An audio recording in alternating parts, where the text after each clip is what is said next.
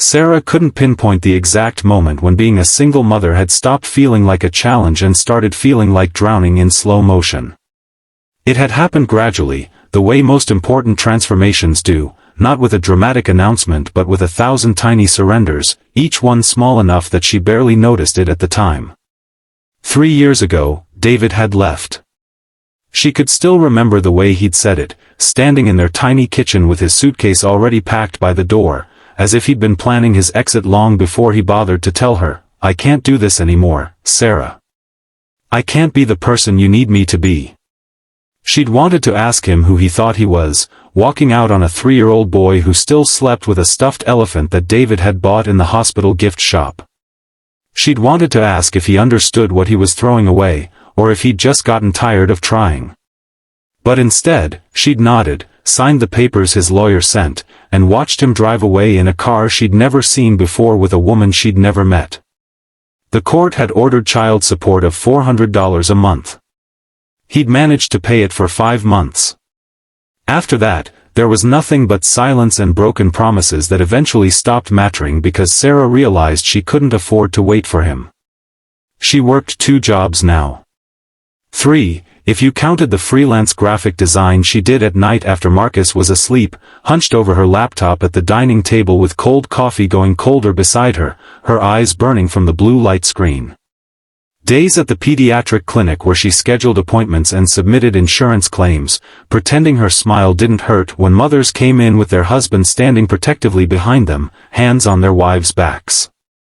Evenings at the grocery store where she worked the customer service desk, listening to complaints about return policies and damaged products, smiling and apologizing again, her feet swelling in shoes that had worn through at the heel but that she couldn't replace because every penny mattered. The nights belonged to the designs, logos for small businesses, social media graphics for startups, anything she could do from home that brought in another $100, maybe $150 per week if she was lucky. It all went into a spreadsheet she maintained obsessively, every dollar accounted for, every expense categorized, trying to perform a kind of financial alchemy that might somehow transform their poverty into something sustainable. The apartment in West Ridge was the cheapest thing she'd found that wasn't actually dangerous, located above a Vietnamese restaurant whose smells, wonderful as they were, seeped through every crack in the floor and walls. The building groaned in winter, and the superintendent was a man named Frank who had the concerning habit of showing up unannounced with a key. Her rent was $1,800 a month, which seemed impossible until she did the math and realized it was exactly $1,000 less than they'd paid when David was still home and contributing.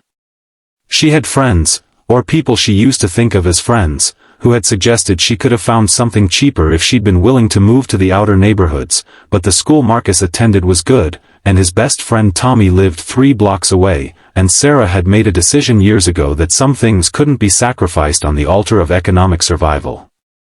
So she absorbed the cost. She absorbed all of them. The life she was living now had become so small and so carefully calculated that she sometimes forgot what it felt like to want something that wasn't essential.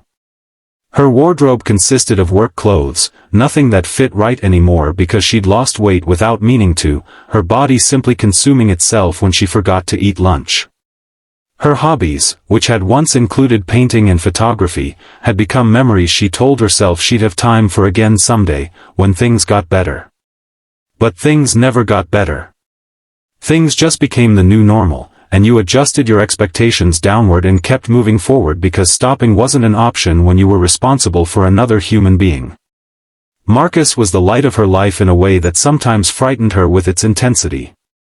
She loved him with a fierceness that felt almost violent, this tiny person who had grown from her body and who depended entirely on her for everything: food, shelter, safety, love, guidance, stability. The responsibility of it never felt lighter. If anything, it grew heavier as he got older and she became more aware of all the ways she might be failing him. He was bright, startlingly bright. His teachers used words like advanced and gifted and will need enrichment opportunities, which all meant things that cost money. Piano lessons, enrichment camps, better schools.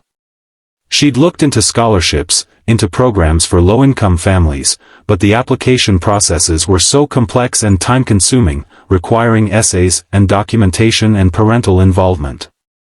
By the time she managed to navigate them, the deadlines had passed, and she was back at square one. What scared her most, though, wasn't the poverty itself. Plenty of people lived on limited budgets and managed fine. What scared her was the margin for error. There was none. One medical emergency, like the ear infection that was now keeping Marcus in the waiting room at nearly 3 in the morning, could spiral everything into crisis. One missed payment, one job loss, one betrayal by her body that forced her to miss work, and the entire careful structure she'd built would collapse. She knew families like that, had worked with them at the clinic. Mothers making impossible choices, deciding between medications and rent, between their children's needs and their own survival. She'd always thought she was stronger than that, smarter than that, more capable of finding solutions. But sitting in that waiting room at 2:47 a.m., her entire body shaking with exhaustion and fear and the overwhelming realization that she had done everything right and it still wasn't enough, she finally broke. It started as a tremor in her shoulders. Then her breath came faster, ragged. She pressed her face into Marcus's sleeping head, breathing in the little boy's smell of his hair that still held traces of the shampoo she could barely afford, and the tears came. Not delicate, controlled tears, but the kind that bent her body forward, that made her shoulders shake so hard she worried she'd wake him. She was crying for the 7-year-old ear infection that was probably a $1,000 bill she couldn't pay. She was crying for the mother she'd been supposed to be in a life with more room to breathe, more space for joy, more safety nets in case someone fell. She was crying for the person she used to be before every decision became a calculation, before ambition had become a luxury, before she'd learned that love and determination sometimes aren't enough. And maybe, though she couldn't have articulated it in that moment, she was crying for the slow erasure of herself, the way she'd become so consumed with being strong for Marcus that she'd forgotten what it felt like to be anything else. She didn't hear the soft padding of footsteps approaching. She didn't notice the presence until a voice, warm, gentle, and carrying the weight of authentic understanding, spoke from somewhere above her. "I know that pain," the voice said. "I've been where you are. Worse, in some ways. Would you like to talk about it?" Sarah looked up through a blur of tears to see a woman she'd barely registered in the waiting room, someone probably in her mid-60s, with the kind of face that suggested she'd lived a full life, lined, yes, but beautiful in a way that went deeper than skin. She wore clothes that whispered expensive without shouting it, carried herself with the kind of quiet confidence that comes from never having had to doubt herself. But what caught Sarah's attention most was her eyes. They were sad eyes. Old eyes. Eyes that had seen real loss, and understood. "I'm Eleanor," the woman said, settling into the plastic chair beside her. "My granddaughter had an ear infection when she was 7, too. Woke us up at midnight screaming. I remember that panic. That feeling like your heart is being ripped out of your chest because you can't fix it, can't make it stop, can't protect them from pain." Sarah couldn't speak. She could only nod, wiping at her face with the back of her hand in a gesture that felt both futile and necessary. "What's your name?" Eleanor asked. "Sarah," she managed.